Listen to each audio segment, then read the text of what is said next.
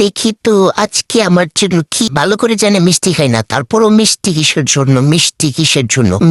হাঁসের তরকারি, হাঁসও খাই না। আমার জন্য আদৌ ইসুর বানাইছে আল্লাহ জানে। আসলে আমার কেউ ভালোই বাসে না, ভালোই বাসে না, শুধু চিতে পিঠা রাখছে। ভত্তা কই? হ্যাঁ ভত্তা ছাড়া চিতে পিঠা কেমনে খামু?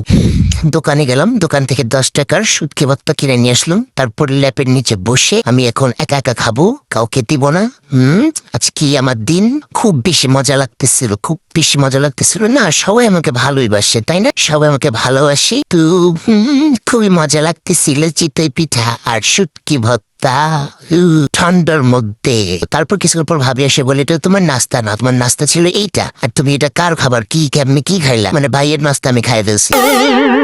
যাই হোক ব্যাপার না। তো এখানে হচ্ছে আমার জন্য ফুলকপির পাক করে বানাই রাখছিল, তো আমি এখন এটাকে সসে ইচ্ছা মতো মাখাই চাকাই তারপর খাবো। গায়েস দেখো খালি আমার আজকের খাওয়া। কে বলছে আমাকে ভালোবাসে না? সবাই আমাকে ভালোবাসে, বুঝছো? এই জন্য আমার জন্য আলাদা করে নাস্তা রেখেছি।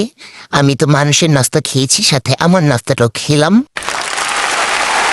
এভাবে সব কয়টা পাকোড়া আমি খেয়ে ফেলতেছি।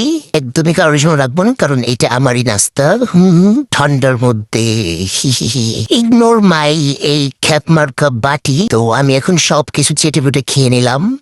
বাদ যাবে না একটি শিশু। আজকের জন্য আল্লাহ হাফিজ।